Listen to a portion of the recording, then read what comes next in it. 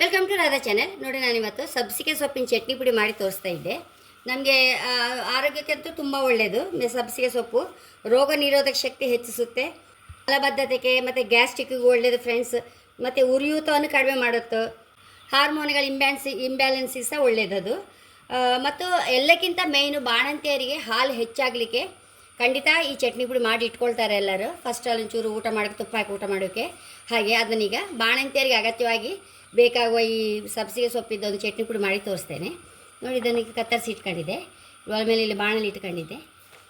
ನೋಡಿ, ಒಂದು ಚಮಚ ತುಪ್ಪ ಹಾಕಿದೆ. ಇಲ್ಲಿ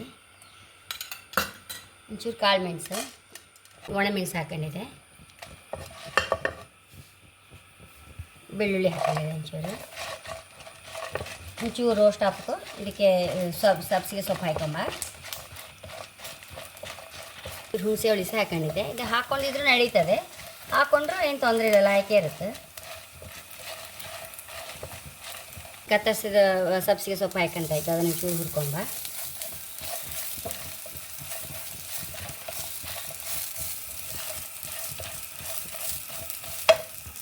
ಒಂದು ಟೇಬಲ್ ಸ್ಪೂನ್ ಫಸ್ಟ್ ಗೋಟ್ಕಾಯಿ ಹಾಕೊಂಡೆ,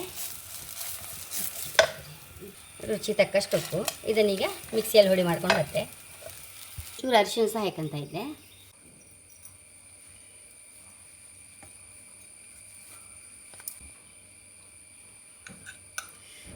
ಒಂಚೂರು ಅನ್ನಕ್ಕೆ ಹಾಕಿ ಹೇಗಾಗ್ತದೆ, ಟೇಸ್ಟ್ ಎಲ್ಲ ಕರೆಕ್ಟ್ ಆಯ್ತು ನೋಡುವ. ಒಂಚೂರು ತುಪ್ಪ ಹಾಕೊಂಡು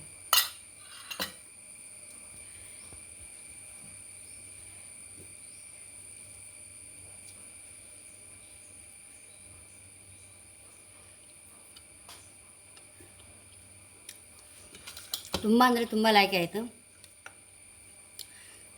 ಸಬ್ಸಿಗೆಗೆ ಒಂದು ವಿಶೇಷವಾದ ಪರಿಮಳ ಇತ್ತಲ್ಲ, ಹಾಗಾಗಿ ತುಂಬ ಅಂದರೆ ಬೆಳ್ಳುಳ್ಳಿ ಕಾಳು ಮೆಣಸು ಎಲ್ಲ ಹಾಕಿತ್ತಲ್ಲ, ಬಾಣಂತಿ ಸಹ ಭಾರಿ ಒಳ್ಳೆಯದಿದು. ಯಾರು ಸಹ ತಿನ್ಬೋದು, ಬಸರೇರು ಇರುವಾಗ ಸಹ ತಿನ್ಬೋದು, ಮಾಡಿ ಇಟ್ಕೊಂಡ್ರೆ ಹಾಗಾಗಿ ಒಂದೊಂದು ಬಾಯಿ ತಿಂತಾಯಿದ್ರೆ ಹೆರುವವರೆಗೂ. ಪಾಪ ಬಸರಿಗೆ ಸಹ ಒಳ್ಳೇದು ಇಂಥದ್ದೆಲ್ಲ, ಒಳ್ಳೊಳ್ಳೆ ಫುಡ್ಡು. ಹಾಗೆ ಬಸರೇರಿದ್ದರೂ ಸಹ ಮಾಡಿಕೊಡ್ಬೋದು, ಬಾಣಂತಿಯರಿಗೂ ಮತ್ತೂ ಒಳ್ಳೆಯದು. ಹಾಗೆ ಎಲ್ಲ ಕಾಯಿಲೆಗೂ ಒಳ್ಳೇದು ನೋಡಿ ಅದು. ಹಾಗೆ ನನ್ನ ಚಾನಲ್ ಇಷ್ಟ ಆದರೆ ಸಬ್ಸ್ಕ್ರೈಬ್ ಮಾಡಿ, ಲೈಕ್ ಮಾಡಿ, ಕಾಮೆಂಟ್ ಮಾಡೋದಂತೂ ಮರಲೇಬೇಡಿ. Thank you.